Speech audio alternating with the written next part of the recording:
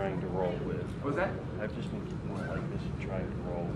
Okay, we've got such a huge audience here at 7 o'clock in the evening. I thank you for holding out with me.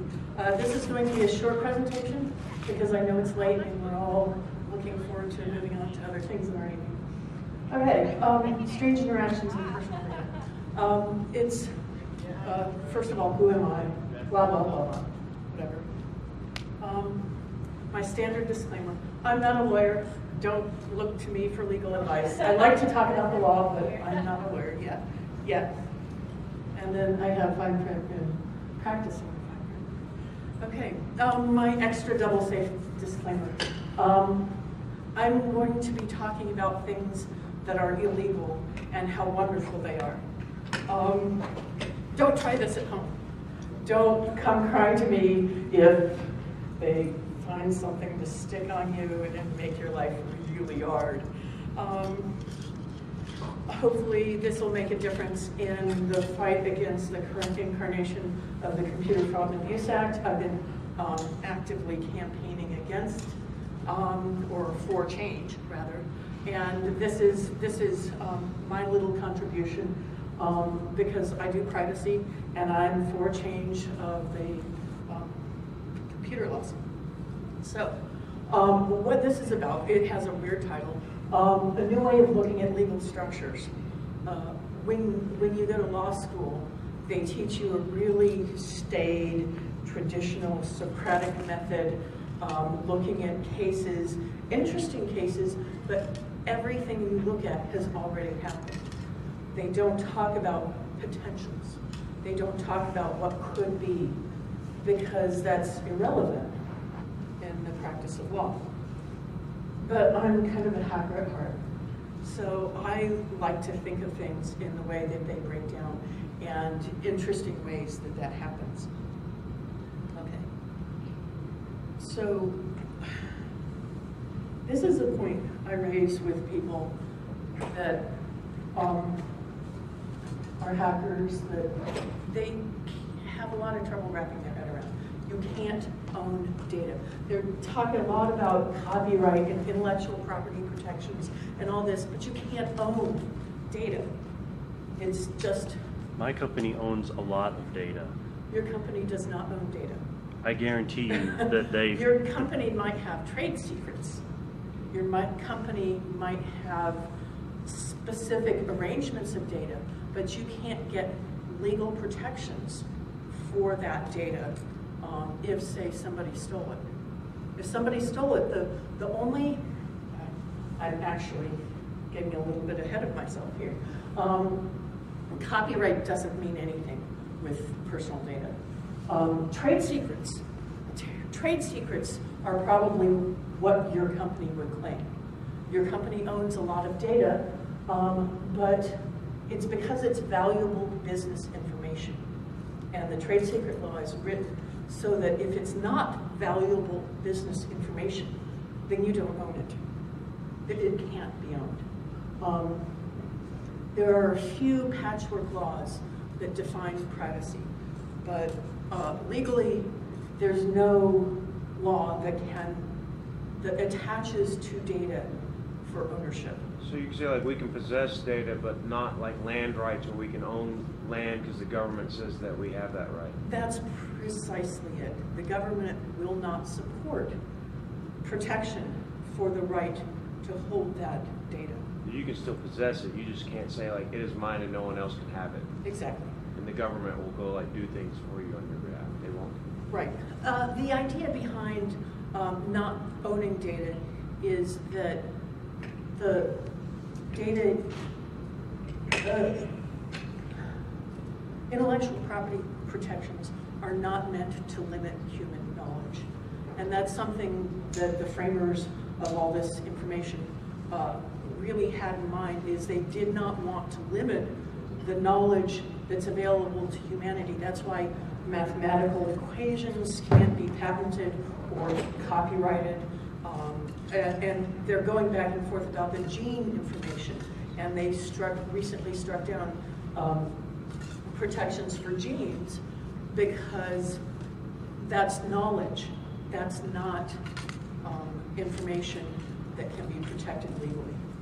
So, what does this mean? It kind of gets complicated when you start talking about personal data in ownership.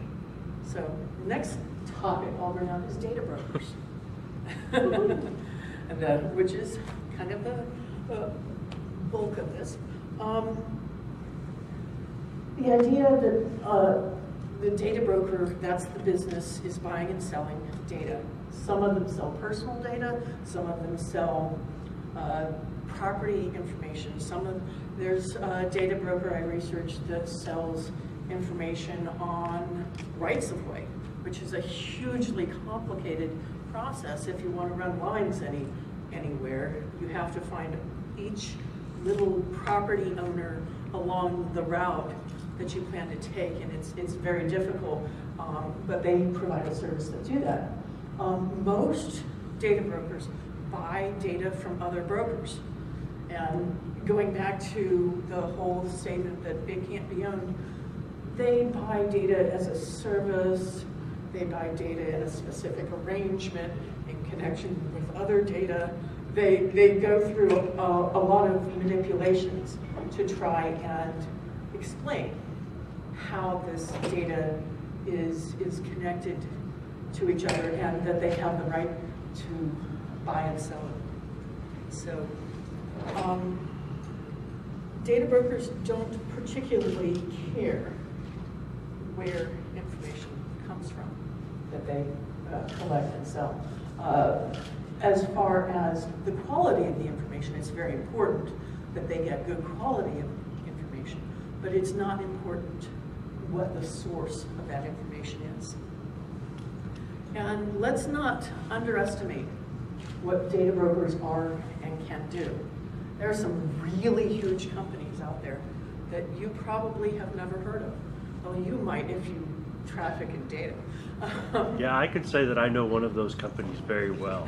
I know all of the companies very well. So, some of them are kind of surprising. Reed Elsevier, the people that keep all the academic journals behind paywalls, also collect personal data, and they primarily sell it to lawyers. And then Equifax and Experian, these are two of the three major Credit report agencies. Axiom is actually the largest company on this list, and they've been around for a very long time. And unless you're in the industry, you've never heard of them. I've spoken with people who are in they're hackers and they're dealing with a lot of questionable people, and so they investigate people on a regular basis, and they connect with a lot of databases, and they've never heard of Axiom. They were glad I mentioned them, so they're looking them up. But since Axiom really does a lot of wholesale data sales, so a few of those are regulated. The specific uses, loans, credit reports, housing and employment, these are protected categories where you have a right to access the data they have and correct it if it's wrong. I frequently have to because I have a common name and people like to stick things. I'm still fighting an MRI that showed up on my credit report, but I don't know where it is. But like the Axioms of the world avoid this regulation by avoiding those specific uses of the data. They tend to focus on marketing a lot. I was looking at some others that valuations, they work with insurance companies for their actuarial information. They work with universities. I had somebody, apparently they'd seen I'd been doing research on data brokers and they tried to sell me information from India that I'd never heard of. So they're out there, they fly under the radar, and they're totally unregulated. In fact, it's even very hard to define them. So, what's the big deal? Data provenance, where the data comes from. There are consistent industry-wide practices.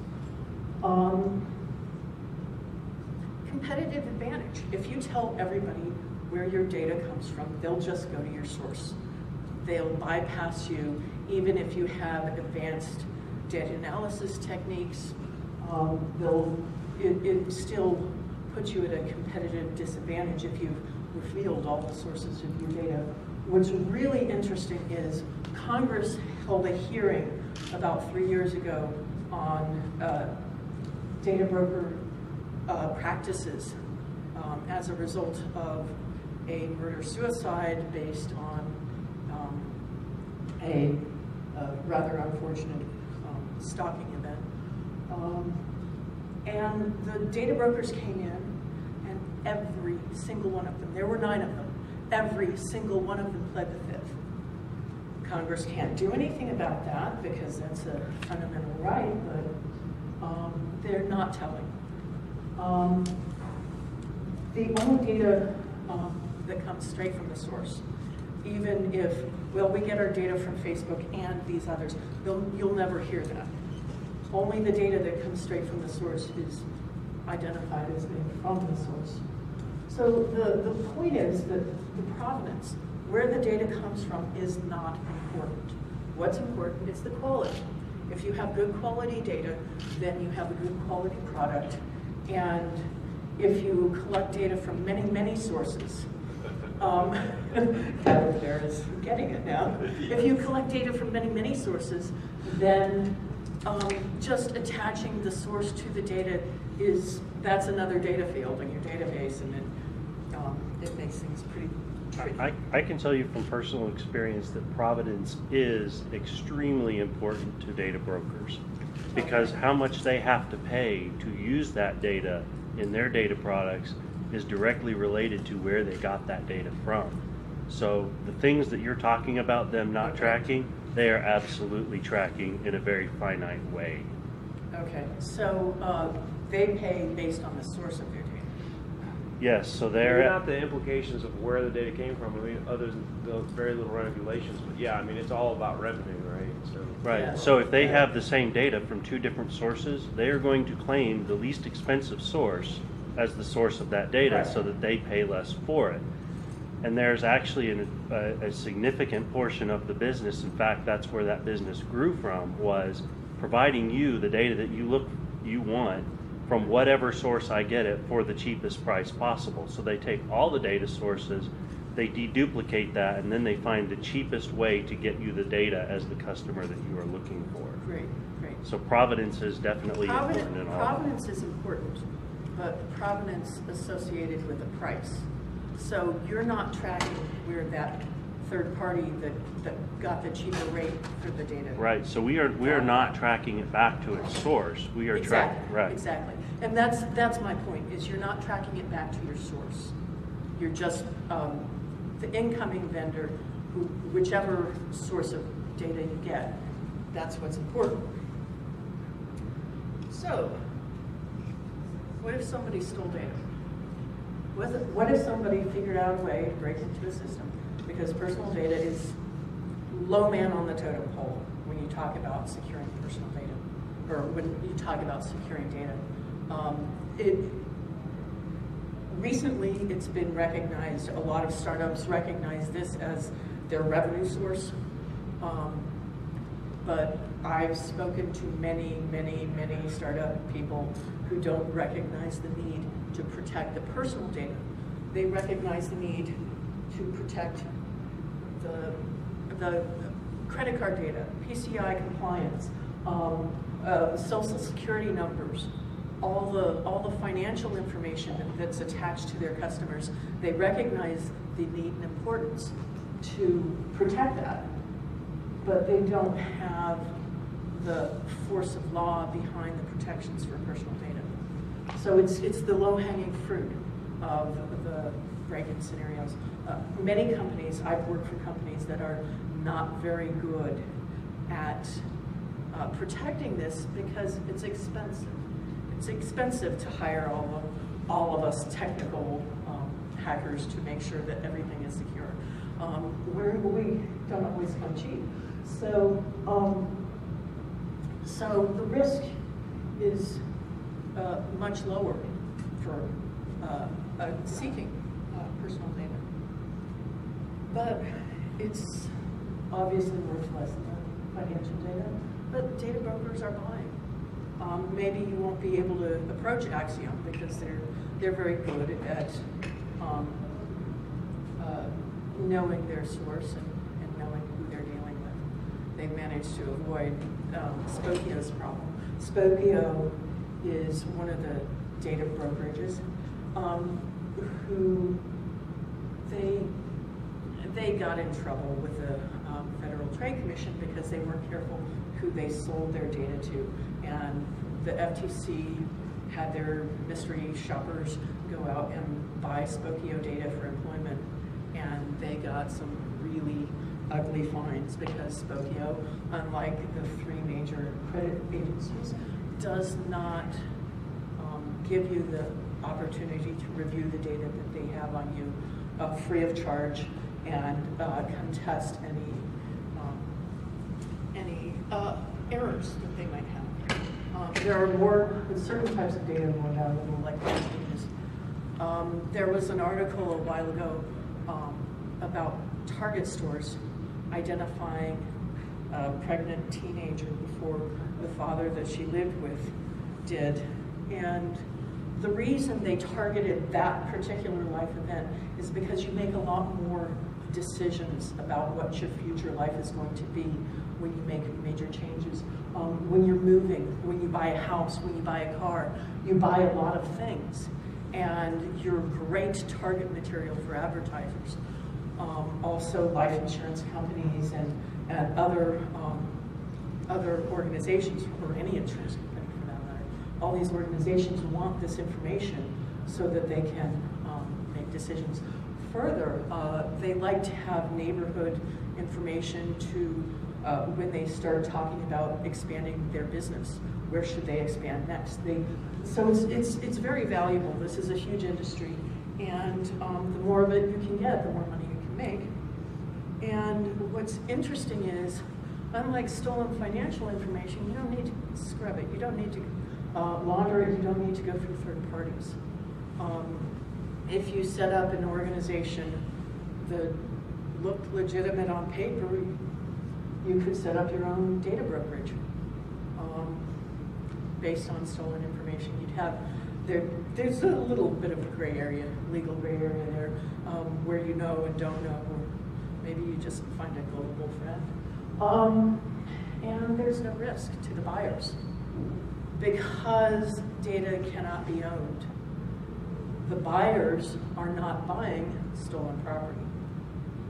Unlike any other property that gets filtered through the system, that property, once it's stolen, remains stolen and is recoverable, and all the people who buy and sell it are liable. But data doesn't fall under that because data is not property. You can set up a totally legitimate business, get real paychecks. You don't have to worry about money laundering at all. The only legal concern is with the Computer Fraud and Abuse Act, getting caught. And getting caught, if they're not protecting it, if you're smart about it, you might be able to avoid that.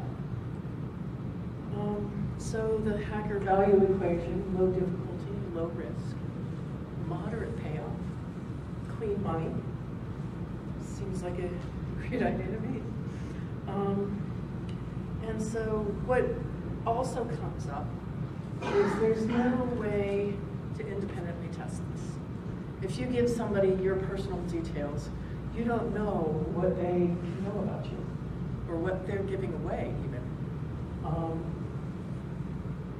The financial industry, the PCI compliance game, that's pretty easy to evaluate because the banks are in control of that, and they're the ones who have to pay if things get stolen. But nobody pays if somebody's selling your personal data. And there's a lot of argument about what is the value loss if an insurance company finds out about you, whether it's true or not. So consumer protection organizations, I like consumer themselves. They're neutral. They don't work with people, and they do independent testing. There's no such thing as independent testing for data security. You either contract with the company or you don't test it. And so the FTC can come in and has come in with consent decrees against organizations who poorly protect or ignore privacy protections. But it's a really big hammer. They're not going to go after the little startups that have been collecting a few people's data, a few thousand, a few million people's data. They're also based on a complaint system. Unless you can independently test, you can't bring the Federal Trade Commission in. So the only hope is really somebody who is actually leaking the data notices that it's leaking and does something about it. So maybe you're concerned about this. What would a hacker do if you suspected that maybe somebody was not treating your data responsibly? You may have to speak a little louder because unfortunately the air conditioning is going to overwhelm you. Oh, okay. Okay. So if what would a hacker do? What would a hacker do if you were if you wanted to know that your data was safe? Is you would test it. I would. I want to. But Computer Fraud and Abuse Act says no thanks. You can't do that. You don't have the authority. In fact, recent prosecution, Andrew Auernheimer, also known as Weeb, he wasn't testing his own data, but it was privacy information that was being leaked by AT&T that he got convicted for 3 years. So the Computer Fraud and Abuse Act actively prevents people from testing and validating that the systems that they trust, that they have every reason to trust, are safe, are secure.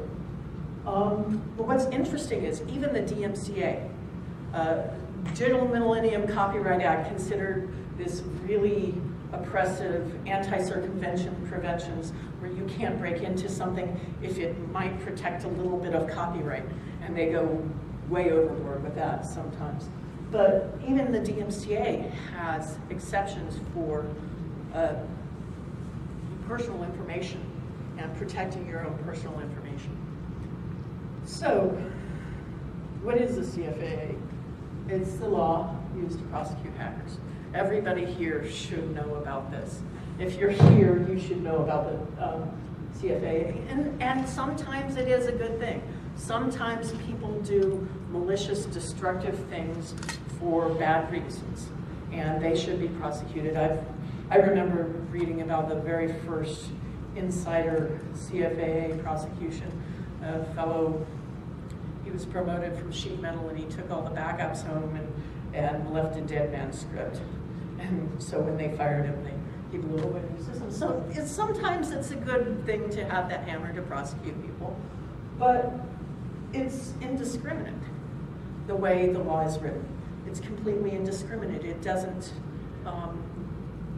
evaluate whether this is something for the public good or something for personal vengeance or personal enrichment. There is some provision in the law for personal enrichment that's supposed to elevate it to a felony. However, the way the law is written, also what elevates it to a felony is a conviction in conjunction with any other law. And almost every state has a law that's almost identical to the CFAA, if not completely identical. And so because we have these identical laws, every instance where the Justice Department starts to investigate, they can bring in felony charges because of the state-federal duality. But the last line, to me, is the biggest issue. Congress wants to make the world a safer place. Congress wants to make our computer systems safer. Great. give the security researchers the tools they need to make the system safer, not tie the hands of the computer or the security researchers, which is what the CFAA currently does. You can't write a law to protect a computer system. It just doesn't work. But that's the only tool that Congress has in their toolbox, so everything looks like a nail. So, yes, defensive, offensive security. When budgets are considered, well, we can get somebody if they break in, so it's not as important to have as good a security. That's kind of a scary argument to me, but I've heard it. Yeah, Congress. So that's pretty much the bulk of my talk. I said I'd be brief. So if there are any questions. So here's my contact information if you'd like to speak with me further. I'll be around. I'm headed over to the EFF fundraiser party at the summit, and I'll be working the door for a while, so later tonight. So hope to see you there.